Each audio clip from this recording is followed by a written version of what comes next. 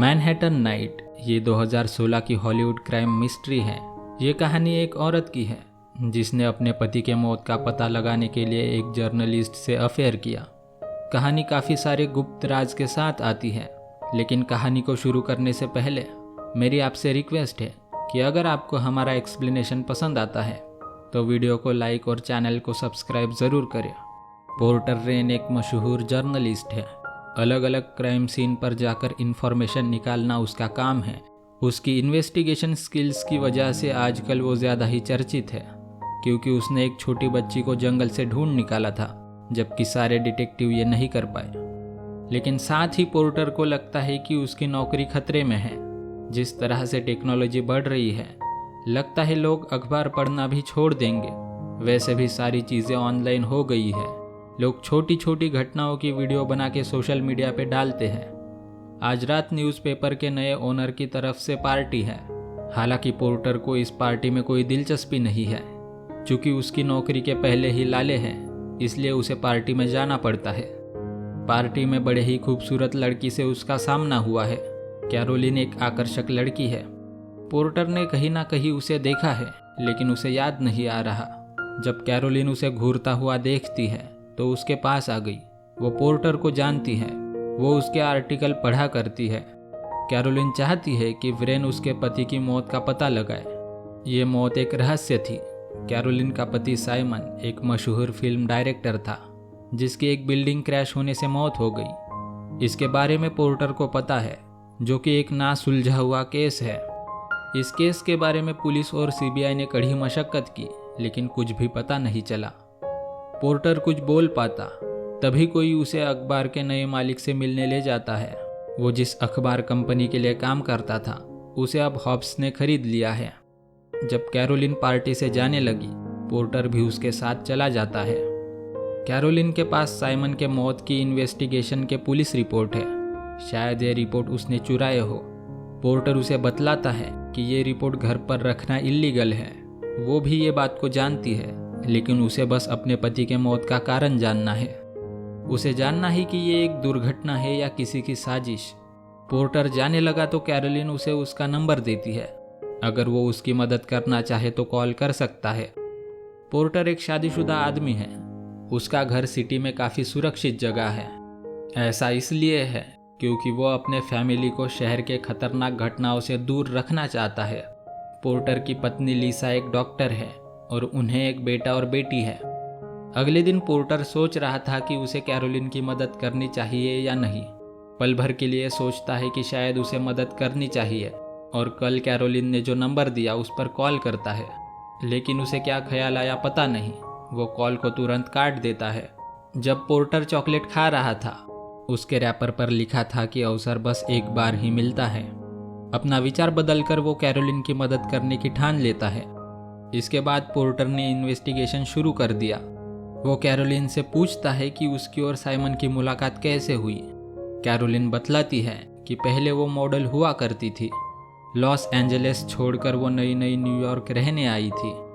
जब एक दिन वो बार में ड्रिंक कर रही थी, तब वहाँ उसकी मुलाकात साइमन से हुई। साइमन ने उसे एक ड्रिंक ऑफर की। दोनों बात करने लगे। एक दूसरे की पसंद नापसंद, उनकी स्टोरीज और पर्सनैलिटी दोनों को काफ़ी अच्छी लगी। काफ़ी घंटे उन्होंने बातचीत की। इसके बाद ही साइमन ने उसे शादी के लिए प्रपोज कर दिया। कैरोलिन ने भी ज़्यादा ना सोचते हुए शादी का प्रस्ताव कबूल कर लिया। उसी रात साइमन ने उसे एक वीडियो भेजा था, जिसमें वो कहता है कि जब वो उस बार से निकल गए थे, तब वो एक एक्ट्रेस जो उसके अगले मूवी में काम करना चाहती थी, उसके साथ डिनर पर चला गया था। लेकिन उसे उसके साथ वो फीलिंग्स नहीं आई जो उसे कैरोलिन के साथ आई थी। उसे बतलाता है कि वो उसे कितना चाहता है। दोनों एक दूसरे को पसंद थे, तो उन्होंने ज़्यादा सोचा नहीं। 3 दिन बाद ही दोनों ने शादी कर ली। हालांकि उनकी शादी बस 6 महीने चली, लेकिन रिश्ते में प्यार की कोई कमी नहीं थी। 6 महीने बाद एक दिन जब साइमन घर नहीं आया, तो कैरोलिन को लगा कि शायद साइमन किसी बात पर नाराज़ होगा। लेकिन 3 दिन गुजरने के बाद उसे खबर मिली कि साइमन की बिल्डिंग क्रैश में मौत हो गई है। पोर्टर को लगता है कि अगर पुलिस इसका पता नहीं लगा पाई तो शायद ही वो लगा पाएगा। पोर्टर मानता है कि जिस लड़की को उसने ढूंढा वो भी उसे गलती से मिल गई थी। कैरोलिन कहती है कि अगर तुम्हें ऐसा ही लगता है तो तुम यहाँ आए क्यों हो? क्या तुम्हारा इरादा कुछ और था? कैरोलिन उसे उसके साथ अफेयर के लिए उकसा रही है। पोर्टर पर इसका कोई असर नहीं हुआ। जब पोर्टर उसके घर से निकल गया तब उसे याद आता है कि वो मोबाइल अंदर ही भूल गया है। कैरोलिन दरवाज़ा खोल नहीं रही है। पोर्टर को कैरोलिन के घर का पासवर्ड पता है। जब वो पहली बार उसके साथ आया था तब उसने पासवर्ड देख लिया था। पोर्टर अंदर जाकर अपना मोबाइल लेने के बाद देखता है कैरोलिन नहा रही थी। नहाते हुए वो खुद को प्लीज कर रही थी। जब कैरोलिन ने पोर्टर को देखा तो थोड़ा डर गई। बाद में बतलाती है कि वो उसके ही बारे में सोच रही थी। जब पोर्टर जाने लगा तो वो वही बात कहती है जो पोर्टर ने उससे कही थी कि अवसर बस केवल एक बार ही मिलता है। इसके बाद पोर्टर ने अपना काबू खोया और दोनों इंटीमेट होने लगे। अगले दिन कैरोलिन उसे एक बैंक ले गई। इस बैंक के लॉकर में उसने साइमन के मेमोरी कार्ड रखे हैं। साइमन हमेशा कैमराओं से घिरा रहता था। उसे हमेशा कुछ ना कुछ रिकॉर्ड करने की आदत थी। उसके पास साइमन की यही यादें बची है। वो सोचती है कि इसमें कुछ ना कुछ सुराग छुपा है। शायद इससे पोर्टर को कुछ पता लगे। साइमन को कैरोलिन के साथ प्रैंक और ट्रूथ एंड डेयर जैसे गेम खेलने की आदत थी। पोर्टर ने बस 2-3 वीडियो ही देखे थे कि तभी उसे ऑफिस से कॉल आता है। उसका नया बॉस मिस्टर हॉब्स उससे मिलना चाहता है।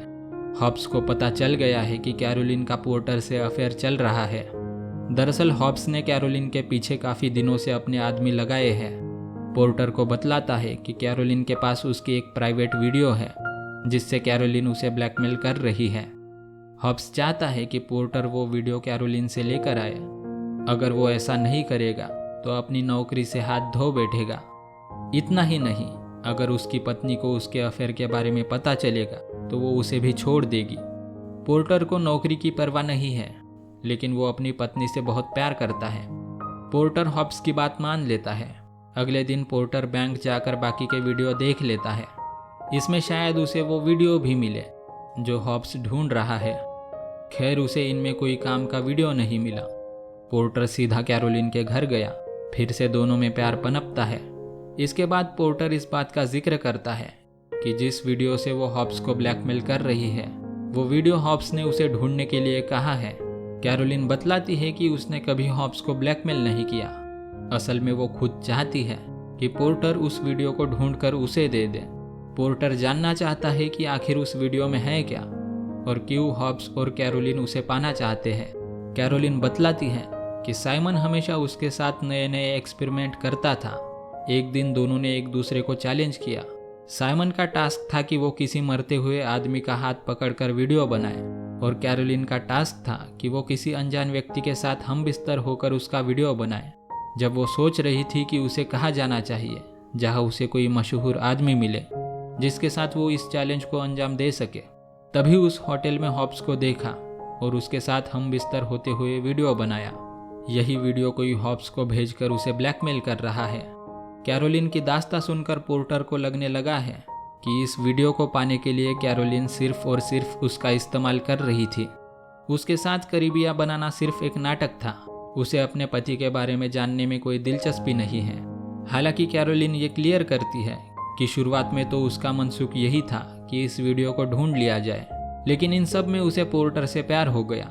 पोर्टर गुस्से में वहां से निकल जाता है। जब पोर्टर अपने घर जाता है उसके पीछे ही हॉब्स के आदमी उसे ढूंढ रहे हैं।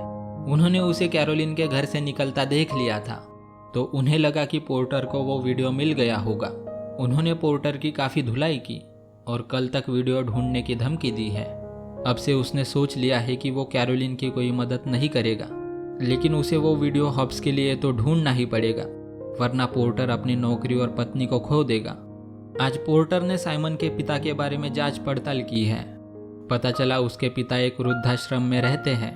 साइमन के पिता किसी बीमारी से बोल नहीं सकते हैं। पोर्टर ने उनका पूरा कमरा चेक कर लिया जहां उसे एक कैमरा और मेमोरी कार्ड मिला है। अचानक पोर्टर को लिसा का कॉल आया है। किसी ने उनके घर घुसकर गोलीबारी कर दी है। इस गोलीबारी में पोर्टर के बेटे के हाथ से गोली छूकर निकली है। हो ना हो ये काम जरूर हॉब्स का ही है।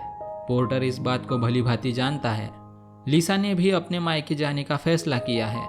ऐसे माहौल में रहना खतरे से खाली नहीं है। ऊपर से पोर्टर का काम भी क्रिमिनल्स के इर्द गिर्द घूमता है। पोर्टर गुस्से से आग बबूला हो गया है। वो हॉब्स के आदमी को ढूंढकर, जिसने उसके घर पर गोलीबारी की थी, उसे मारता है। बाद में हॉब्स को कॉल करके धमकी देता है कि अगर उसने फिर से ऐसी कोई हरकत की तो वो वीडियो जिसे हॉब्स ढूंढ रहा है सारे न्यूज़ चैनल पर लाइव दिखा देगा। हॉब्स की आवाज़ में ज़रा भी डर दिखाई नहीं देता। उल्टा वो पोर्टर को कहता है कि आज तो कुछ भी नहीं हुआ, अगर उसने कल तक वीडियो नहीं ढूंढा तो कल इससे भी बुरा होगा। पोर्टर को साइमन के पिता से जो कैमरा बरामद हुआ था उसमें एक वीडियो है। इस वीडियो में मिसेस सीगल नाम की औरत दिखाई दे रही है। इससे कुछ सुराग मिल जाए, इसी उम्मीद में मिसेस सीगल का पता निकालकर उसके घर जाता है। उसे पता चला कि मिसेस सीगल का बेटा और साइमन अच्छे दोस्त हुआ करते थे। जब उसका बेटा मर गया तो साइमन ही उसका ख्याल रखा करता था। मिसेस सीगल भी उसे अपना ही बेटा समझती थी। साथ ही साइमन ने उसे एक मेमोरी कार्ड से भरा बॉक्स और एक एड्रेस दिया था। वो जब चाहता था मिसेस सीगल एक मेमोरी कार्ड उस एड्रेस पर भेज दिया करती थी। इसके लिए साइमन उसे $5000 दिया करता था। पोर्टर ने वो मेमोरी कार्ड जिसमें हॉब्स का वीडियो है वो ले लिया है।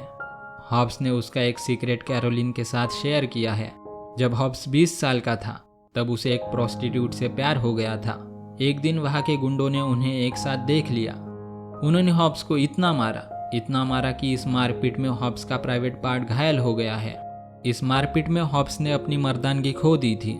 इसलिए साइमन इस वीडियो से हॉब्स को ब्लैकमेल कर रहा था और कहीं हॉब्स का ये सीक्रेट सबके सामने ना आए, इसलिए हॉब्स ये वीडियो ढूंढ रहा है।